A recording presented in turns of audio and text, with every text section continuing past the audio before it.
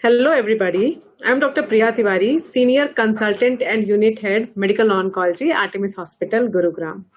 So, we are going to talk about a very important aspect of cancer care here, that is, how to deal with your own emotions and how to improve on the coping strategies while going through the cancer treatment.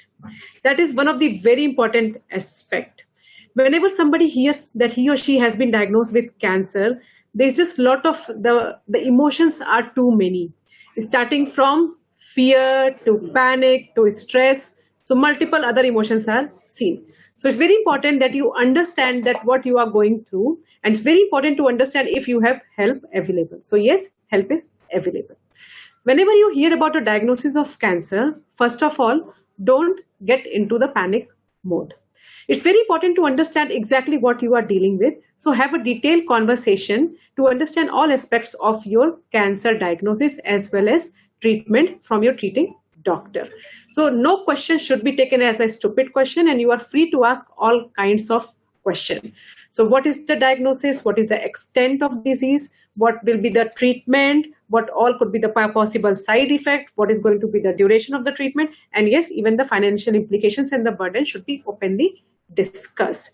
That helps you to mentally prepare yourself more about the aspects of cancer treatment and the various other problems associated with it. It's very important whenever you go to your doctor, you always take at least one of your loved ones who becomes part of your caregiving team, so that he or she also understands the various aspects of the therapy and becomes a special important person in your journey.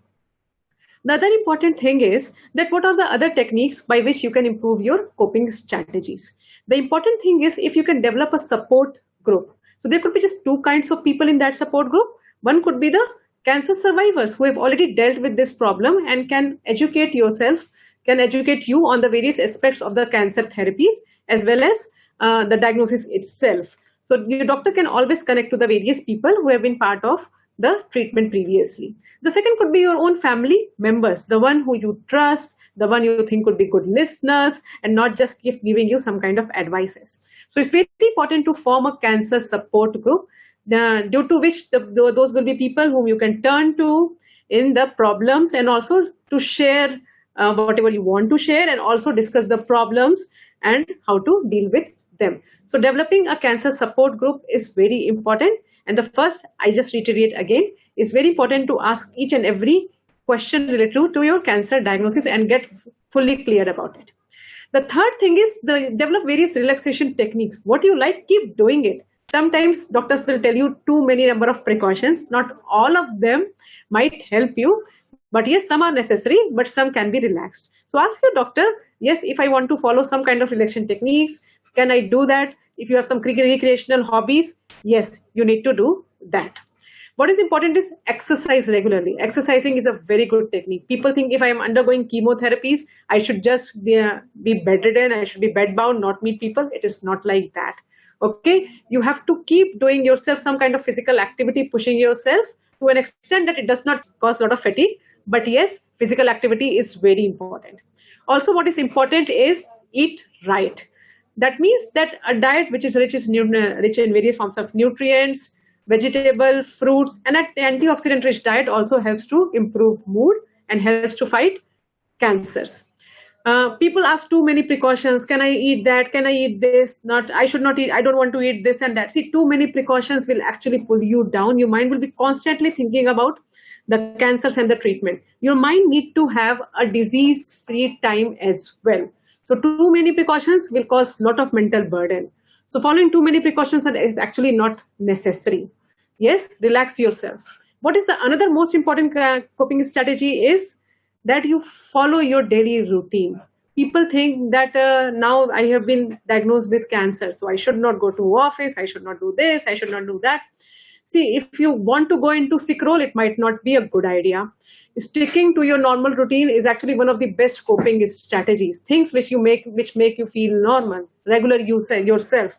Those are the activities that you should keep doing. So it's like going into the park, meeting a group of people who keep you happy, eating the kind of food that you like, and all those things you just keep doing. Okay. So yes, sticking to your routine is actually one of the very good coping strategies.